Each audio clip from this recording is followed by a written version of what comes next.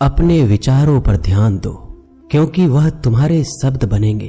अपने शब्दों पर ध्यान दो, क्योंकि वह तुम्हारे कर्म बनेंगे। अपने कर्मों पर ध्यान दो, क्योंकि वह तुम स्वयं बनोगे। गलती उसी से होती है जो मेहनत से काम करता है। निकम्मों की जिंदगी तो दूसरों की बुराई खोजने में खत्म हो जाती है। इज्जत इंसान की नहीं होती है, जरूरत की होती है। जरूरत खत्म तो इज्जत खत्म। बोलना सीखिए, वरना जिंदगी भर सुनना पड़ेगा। उड़ने में बुराई नहीं है, आप भी उड़े, लेकिन उतना ही जहां से जमीन साफ दिखाई देती हो।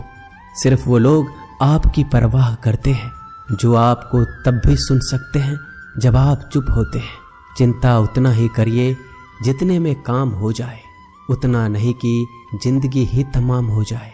आप अपने शब्दों को चाहे जितनी भी समझदारी से बोलिए, लेकिन सुनने वाला अपनी योग्यता और अपने मन के विचारों के अनुसार उसका मतलब निकालता है। यकीन करो, जो तुम्हें भूल चुका है वो भी याद करेगा, बस उसके मतलब के दिन आने दो। कहानी जिंदगी की यही है कि इसमें मनचाहा किरदार नहीं मिलता। जिंदगी तो अपने दम पर ही जी जाती है। दूसरों के कंधों पे तो सिर्फ जनाजे उठाए जाते हैं। आपकी मुस्कान, आपके चेहरे पे भगवान के हस्ताक्षर हैं।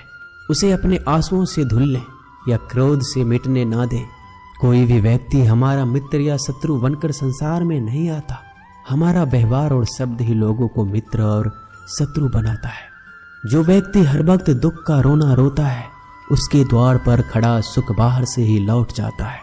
जिसके पास उम्मीद और आस है, वो जिंदगी के हर इम्तिहान में पास है। हर कोई अपना नहीं होता, और यही सच है। कितने अजीब है ये जमाने के लोग, खिलौना छोड़कर जज्बातों से खेलते हैं। महान दिमाग विचारों की चर्चा करता है, औसत दिमाग घटनाओं की चर्चा करता है, और छोटा दिमाग लोगों की चर्चा करता है। अहंकार ना पालिए जनाब, वक्त के समंदर में कई सिकंदर डूब गए। इन 5 जगहों पर हमेशा चुप रहना सीखिए। पहला, जहां आपके शब्दों की कोई कीमत नहीं। दूसरा, जहां बोलने के बाद आपको पश्चाताप ना करना पड़े। तीसरा, अगर आपके बोलने से किसी का दिल दुखता हो। चौथा, अगर आप गुस्से में हो, क्योंकि इंसान गुस्से में बिना कुछ सोचे समझे कुछ भी बोल देता है। और पांचवा, जहां आपको समझदारी से कोई सुनने वाला ना हो। किसी का कष्ट देखकर अगर तुम्हें भी कष्ट होता है तो समझ लेना तुम्हारी आत्मा में परमात्मा विराजमान है।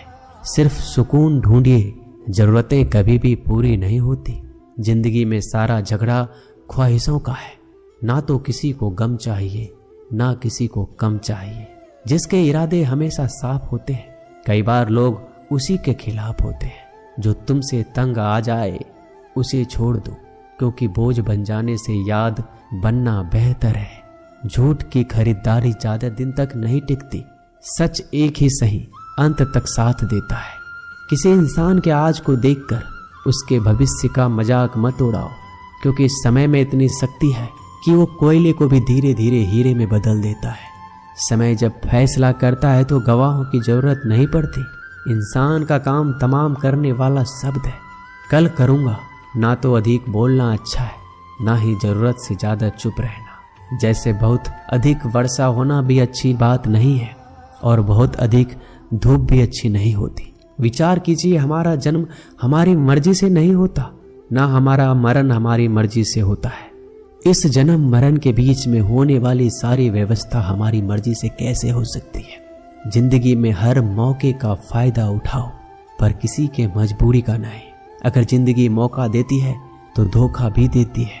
जिंदगी की सबसे अच्छी दवा है जिम्मेदारी। एक बार पी लीजिए साहब, जिंदगी भर थकने नहीं देगी। जीवन में प्रयास सदैव कीजिए। लक्ष्य मिले या अनुभव, दोनों ही अमूल्य है।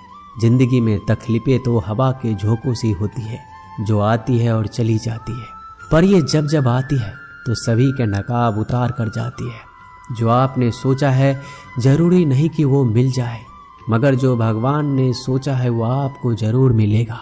इंसान कर्म करने में अपनी मनमानी कर सकता है, मगर फल भोगने में अपना वो होता है जिसके साथ बातें खुलकर की जा सके। ना कि संभल कर मनुष्य अहंकार और गलतफहमी के कारण महत्वपूर्ण चीजों से दूर रहता है। गलतफहमियां सच नहीं बताती और अहंकार सत्य को देखने नहीं देता। अगर आपके साथ जिंदगी खेल रही है तो आप निश्चित ही एक बेहतरीन खिलाड़ी होंगे।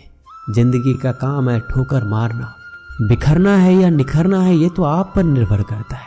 आज तुम्हारे जीवन में कितनी मुसीबतें हैं इससे कोई फर्क नहीं पड़ता। फर्क पड़ता है तो बस इस बात से कि तुम उसका सामना कैसे करते हो। मनुष्य को इस संसार में जो भी मिला है उसमें उसको खुश रहना चाहिए।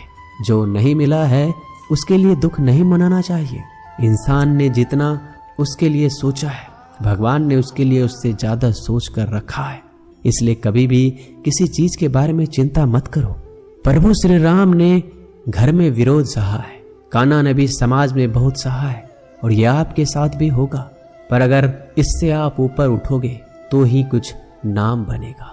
दूसरों पर निर्भर रहने वाले लोग कभी खुश नहीं रह पाते। इसलिए इस लायक बनिए कि आपकी इच्छाओं का आप स्वयं पूरा कर सके।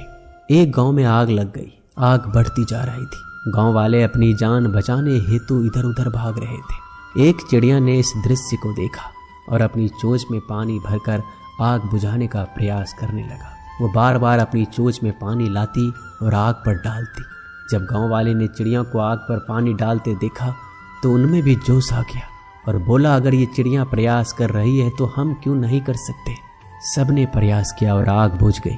ये सब एक कौवा देख रहा था। उसने चिड़िया से कहा कि तेरे पानी डालने से कुछ होना तो था नहीं, फिर ये क्यों कर रही थी। चिड़िया ने कहा, मेरे पानी डालने से कुछ हुआ या नहीं हुआ, लेकिन मुझे गर्व है कि जब इस आग की बात होगी तो मेरी गिनती आग बुझाने वालों में होगी, तेरी तरह तमाशा देखने वालों में नहीं। एक बार एक किसान अपने खेत में काम कर रहा था। खेत में काम करते करते किसान की घड़ी खो गई। कुछ साल पहले ये घड़ी किसान को उसके पिताजी ने दी थी, इसलिए वो घड़ी उस किसान के लिए बहुत कीमती थी। अब किसान सब काम छोड़कर घड़ी ढूंढने लगा, लेकिन बहुत देर होने के बाद भी वो घड़ी नहीं मिली। तभी किसान ने पास में खेल रहे बच्चों को बुलाया और उनसे कहा, बच्चों, इस खेत में मेरी घड़ी गुम गई है। मैं बहुत देर से घड़ी ढूंढ रहा हूँ। तुम में से जो मेरी घड़ी ढूंढने में मदद करेगा मैं उसे एक इनाम दूंगा।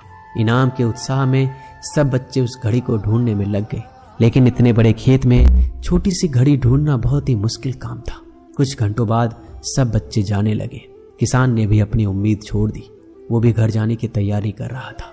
आखिर में एक बच्चा किसान के पास आया और बड़े शांत से कहा कि सब बच्चे चले गए, बस मुझे थोड़ी देर और घड़ी ढूंढने दीजिए।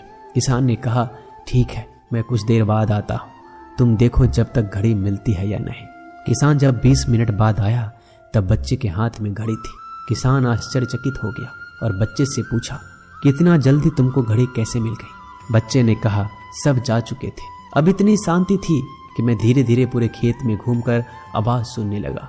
जैसे ही शांति में मुझे आवाज सुनाई दी वैसे मुझे पता लग गया कि घड़ी कहाँ पर है। दोस्तों, ये कहानी शांत दिमाग का बहुत ही बढ़िया उदाहरण है। जब हमारा दिमाग शांत होता है हर बड़ी चिंता खत्म हो जाती है और आसपास का शोर भी खत्म हो जाता है, तो हमारा दिमाग अपने आप काम करता है और हमें सही दिशा दिखाता है।